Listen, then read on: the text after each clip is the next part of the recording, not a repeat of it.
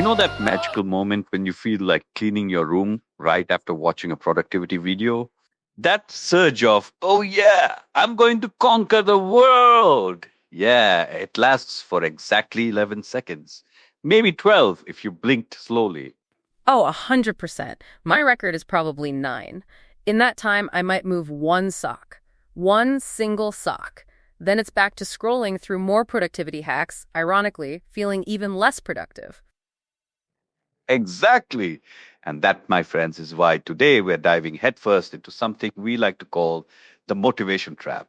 It's that sneaky little voice that convinces us to wait to feel ready for anything, and in the end, we do absolutely nothing. Because feeling ready is a myth, a unicorn, a really comfy couch that prevents you from ever getting up.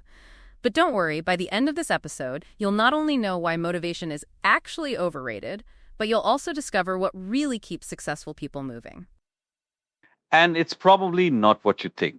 So buckle up because we're about to unpack some hilarious and painfully relatable truths. Let's be honest, we've all been there. I've said, I'll start exercising when I feel like it. Spoiler alert, I have never, not once, woken up with an overwhelming urge to do burpees. Never. Right. My version is I'll finally write down all my goals and create a life plan once I buy that perfect artisanal minimalist notebook. And then I buy the notebook, it sits on my desk, looking beautiful and completely empty, judging me. It's the same energy as, I'll wake up early and seize the day right after this entire season of my favorite show ends. Or I'll start my diet tomorrow after I finish this entire pizza because it would be a shame to waste it. It's a never-ending cycle of deferral. Oh, the pizza logic. Classic. I swear, sometimes I think my brain operates on a delay. It's like, okay, big presentation tomorrow. I should prep. And then I spend 3 hours reorganizing my sock drawer, color coding my spices, and then wondering why I'm suddenly out of time. You're just doing pre-productive activities, Zia. It's all part of the grand plan. But seriously, it's wild how we find a million little tasks to do that feel productive, but meticulously avoid the actual thing we need to do. I call it structured procrastination. Structured procrastination. I love it. It's a real thing. But the hidden pattern here, and it's a huge one, is that we're constantly confusing feeling ready with being ready. They are not the same thing, folks. Not even in the same zip code. We tell ourselves, I need to feel energized, inspired, and perfectly aligned before I can start. But that feeling? It's like trying to catch smoke. It really is. And there's some interesting science behind this sneaky trap. See, motivation is a feeling, just like happiness, sadness, or the sudden urge to eat an entire bag of chips. And feelings, as we all know, are notoriously unreliable. They're like toddlers. 1 minute they're giggling, the next they're throwing a tantrum because their juice box is the wrong shade of orange. You can't base your entire life's productivity on the whims of a toddler. Or a feeling. A perfect analogy, and a big player in this game is dopamine, often called the motivation molecule. But here's the kicker: dopamine actually spikes when we dream about success, when we envision the reward, not necessarily when we're knee deep in the actual hard work. So your brain is basically saying, congratulations, you thought about doing it, here's a little reward. Enjoy this mental pat on the back, now go binge watch something. It's a cruel trick, isn't it? It is. Our brains are literally rewarding us for daydreaming about our goals, which makes it harder to actually get started. We get a little hit of dopamine just from planning to work out, which then makes our brains think task complete, good job, team.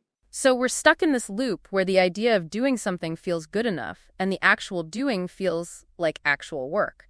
It's no wonder we struggle so much. Our biology is low-key conspiring against us. Exactly. It's like getting a trophy for showing up to the starting line, but then being too tired to run the race because you celebrated so hard. So the big question is, if motivation is this fleeting, unreliable feeling, how do successful people, the ones who actually get stuff done, break out of this motivation trap? Are they just born with an endless supply of motivation? Or do they have a secret stash of super coffee? Because I need some of that. Neither, really. The secret, the truly revolutionary idea, is this action creates motivation, not the other way around. You don't wait to feel motivated to start. You start, and then the motivation shows up, often lagging a little behind. Wait, so you're saying I don't need to feel the burn before I hit the gym, I just go? And then the burn will appear? This sounds both terrifying and genius. Precisely. Think about it. Ever notice that brushing your teeth doesn't need motivation? You just do it. It's a habit, it's an action. You don't wake up thinking, do I feel like fresh breath today? You just pick up the toothbrush. That's a really good point. No existential crisis before flossing. Although, sometimes I do consider if I really need to floss, and then guilt takes over. But yeah, no motivation needed. The key is to start like a lazy robot. Just initiate the motion. Once you move, your brain starts to wake up. It's like when you try to get a car going on a cold morning.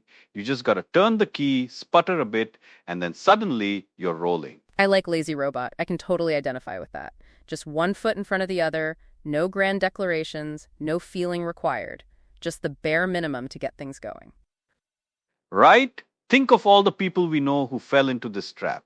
There's the guy who waited for perfect timing to start a YouTube channel. He kept saying, "Oh, I need the right camera, the perfect script, the ideal lighting." Now it's 2030 and AI hosts his show while he's still agonizing over the mic choice. Oh, that's brutal. And so true. I know a girl who wanted to write a book for years. She spent 3 years designing the perfect cover art, perfecting the font, choosing the paper stock, for a book that hadn't even had a single sentence written yet. The cover was gorgeous, though, a real masterpiece of procrastination. I bet it was. But that's the thing. We prioritize the peripherals over the actual act. We think we need all the conditions to be perfect or for the muse to strike, but the muse is usually just taking a nap until you make the first move. So, the real lesson here, the big takeaway, is that you don't need motivation to start. You need motion to create motivation. It's literally getting the ball rolling. Once the ball is moving, it's easier to keep it going. Absolutely. It's like that old saying, but with a twist. Don't wait for inspiration. Inspiration's late and she's not texting back. She's probably stuck in traffic or binge watching something on Netflix. She's definitely not checking her phone. She's too busy thinking about her artisanal notebook. But honestly, it makes so much sense. That initial inertia, that's the killer. Once you overcome that, even a tiny bit, the next step feels less daunting. It does. So, for everyone listening, here's your super practical tip. Pick one small action related to whatever you're putting off and do it. Do it before your brain even has a chance to start negotiating with you. Like, if you want to clean your room, don't aim for a sparkling palace, just pick up 3 things. Or 1 sock. If you want to write, just open the document. Don't even type, just open it. It's enough to kickstart the system. Exactly. Small, manageable, almost comically easy actions. Because once you've done that one tiny thing, your brain goes, "Oh, okay, we're doing this now." And that little dopamine hit, it'll actually come from the doing, not just the dreaming. You'll feel a tiny spark of actual earned motivation. It's like tricking your brain into productivity. And frankly, after all the ways our brains trick us, I think we've earned the right to trick them back a little.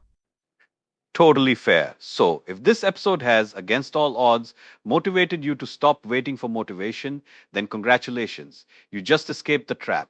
Give yourselves a pat on the back, you magnificent action takers. Yes, you brilliant, lazy robots. Remember, just get started. Even if it's just opening that empty document or picking up that one rogue sock, every little bit counts. Thanks for tuning in to another episode of Procrastination Anonymous, but funny. We hope you feel slightly less paralyzed by your to-do list. And now stop listening and go do something productive, or at least pretend you are. We won't judge. See you next time.